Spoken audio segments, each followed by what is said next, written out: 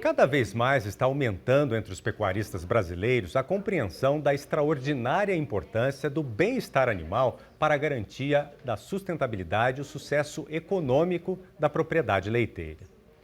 E este é um dos assuntos em destaque na Mega Leite 2020, que está sendo realizada totalmente pela televisão, com exclusividade para os telespectadores do nosso canal Terra Viva. E quem tem mais informações a respeito é o nosso editor Sidney Maschio.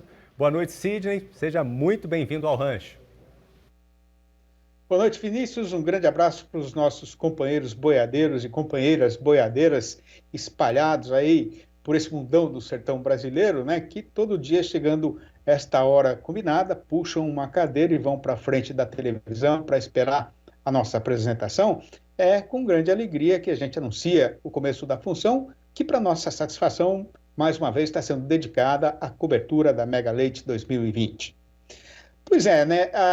Produzir leite em quantidade suficiente para gerar renda e lucro é a intenção principal do vivente que investe dinheiro e trabalho nessa atividade, né? Do mesmo jeito que em qualquer outro ramo da economia, né?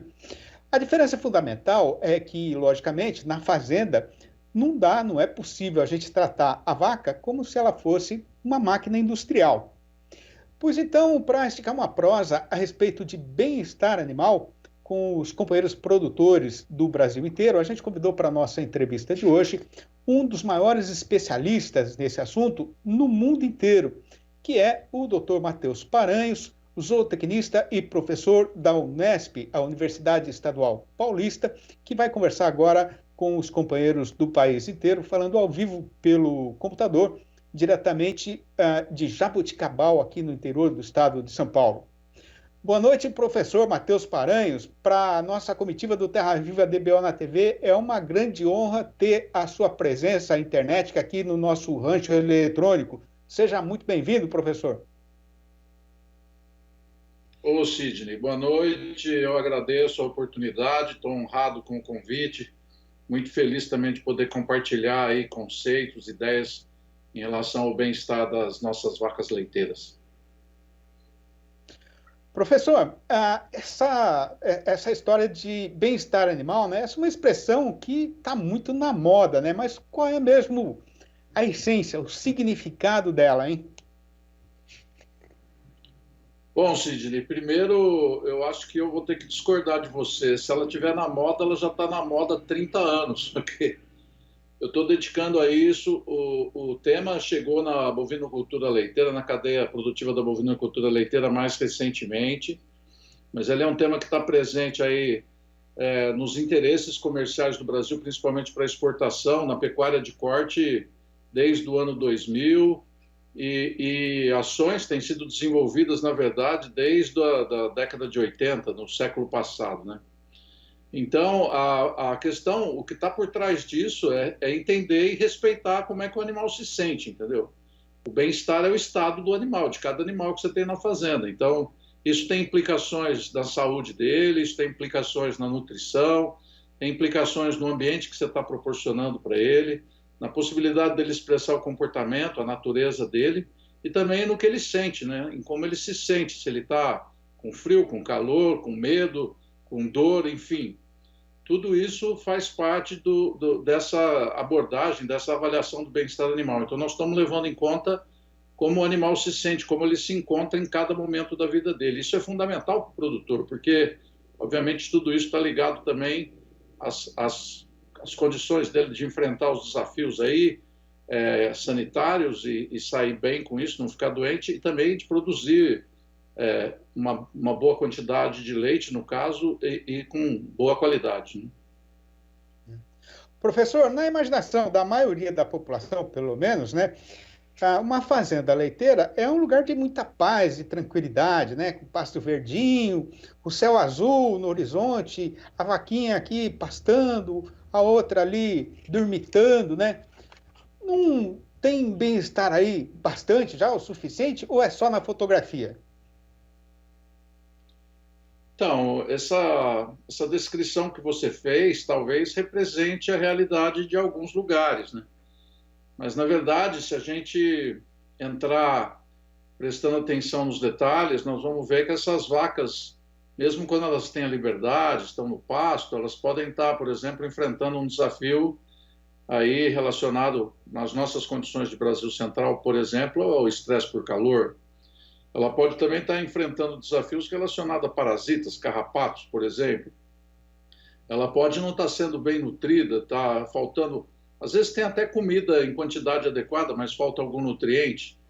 Então, a preocupação do bem-estar animal vai além das aparências, né? É uma análise muito detalhada de cada um desses domínios do bem-estar que eu me referi: saúde, o ambiente, a nutrição, o comportamento e como o animal se sente, para a gente ter uma ideia bem segura do estado da vaca, se ela está bem ou se não está bem. O resultado final, o que a gente espera, é que ela tenha uma vida que vale a pena ser vivida, entendeu? Porque nós sabemos que esses desafios vão estar sempre presentes e a gente tem que ser capaz, uma vez que esses animais estão sobre os nossos cuidados, é nossa responsabilidade cuidar dele, a gente tem que ser capaz de fazer essas avaliações de forma segura e não confiar apenas num retrato de uma vaca no pasto que parece estar feliz. Eu tenho que ir lá e analisar isso com mais cuidado.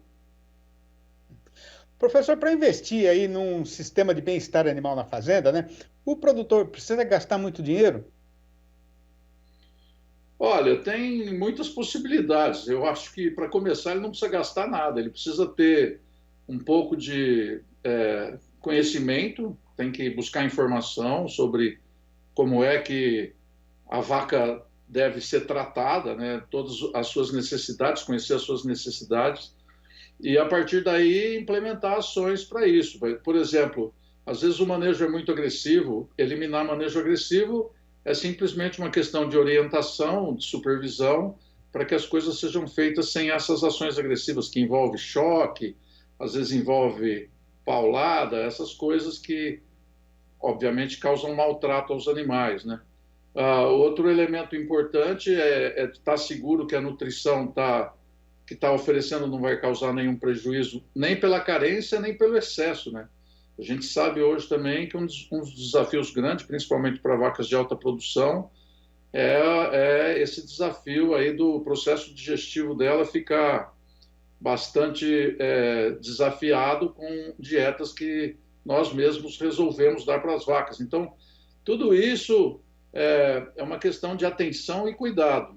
É óbvio que tem outras situações, como sistemas aí de climatização para aliviar o calor, isso já tem um custo maior, né? Então, aí depende da abordagem que está sendo dada, pode não ter custo nenhum ou pode ser um custo relativamente alto, depende. Professor, agora para começar a implantar um programa de bem-estar animal numa fazenda leiteira, né? Quem é que tem que mudar primeiro? É a vaca ou são as pessoas? Bom, eu diria que a vaca é uma vítima da situação, né? Ela está à mercê dos nossos cuidados ou descuidados, né?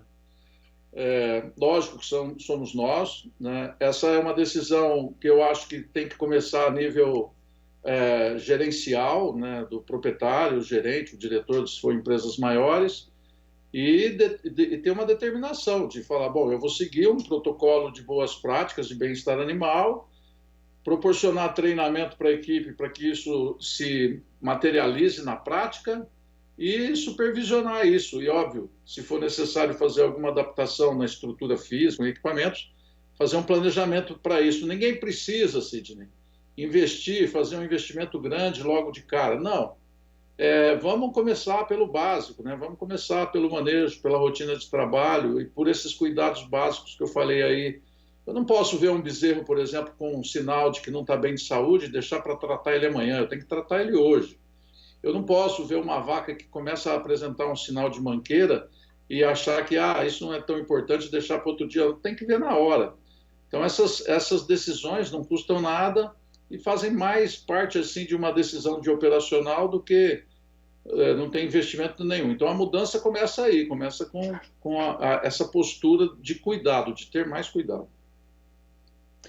Professor, vaca brava é bicho ruim por natureza? Pergunta complicada, né? É óbvio que a gente chama essas características de temperamento, inclusive o Girolando incluiu nas avaliações que eles têm feito no pré-teste de touros lá, a avaliação do temperamento, é óbvio que essa característica tem uma base genética aí importante. E, inclusive, o mundo inteiro hoje, em vários lugares, tem programas de seleção que levam em conta o temperamento. Uma vaca muito brava, por exemplo, que coloca a vida do funcionário em risco, precisa parar para pensar e talvez ela não deva ficar no rebanho, porque ela tem essa característica muito perigosa. Mas não é só a genética que define o comportamento, o temperamento dos animais. O ambiente também tem um papel importante nisso. E isso aí, a história começa quando nasce a bezerra, né, Cid?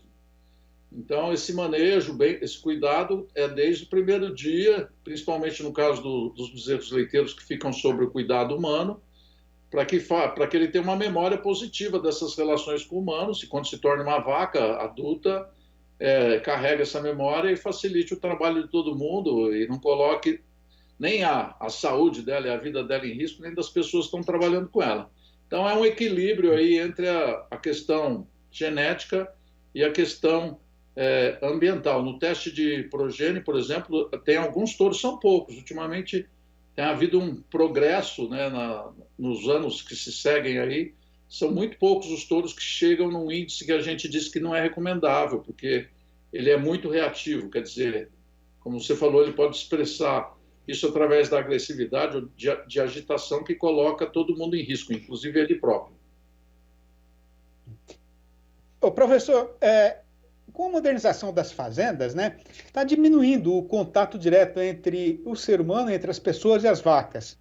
Isso é bom ou é ruim para o bem-estar animal? Eu diria que é péssimo, entendeu? Tem gente que não gosta de ouvir isso, mas a verdade é a seguinte: os sistemas de automação são muito úteis, mas se eles nos afastar dos animais, pode ser levar a acontecimentos péssimos. Inclusive porque esses sistemas não são livres de falha, né? Então, preciso ter um monitoramento constante do funcionamento dele e também das condições dos animais. Nenhuma máquina de alimentar bezerro, por exemplo, vai saber se o bezerro está em boas condições de saúde. Você pode ter um chip que, se ele mama menos ou se ele anda menos, te manda, através de sistemas aí de inteligência artificial, uma informação para você ir lá olhar, mas alguém tem que ir lá olhar. A gente recomenda, né, principalmente no caso das categorias mais susceptíveis, como os bezerros, por exemplo, que esse monitoramento seja constante, pelo menos 2 vezes por dia, inclusive passando a mão no animal, tudo isso, né? Porque um bezerrinho leiteiro, peludinho, você olha para ele, parece que está tudo certo, mas quando você põe a mão, você pode notar que ele está com uma infestação de carrapato, você pode notar que ele está magro, enfim, você pode ouvir uma respiração já, um chiado, ainda no início. Então, se eu consigo, através desse contato, perceber os problemas, eu antecipo o tratamento e o resultado é muito melhor, eu tenho muito mais eficiência no tratamento. Isso eu diria que é fundamental manter essa interação, essa proximidade com os animais, mesmo em sistemas automatizados. Tá certo. Bom, professor, evidentemente que esse assunto é muito amplo, né? A gente tinha mais umas 20 perguntas para fazer, mas vamos deixar para fazer na próxima oportunidade. Então, aproveito para agradecer demais a sua participação. Sempre é uma honra poder conversar com o senhor. Muito obrigado, um abraço e até a próxima. Tá bom, Sidney, eu estou aqui à disposição. É só avisar aí com uns dias de antecedência e eu volto. Um abraço para todos. Muito obrigado.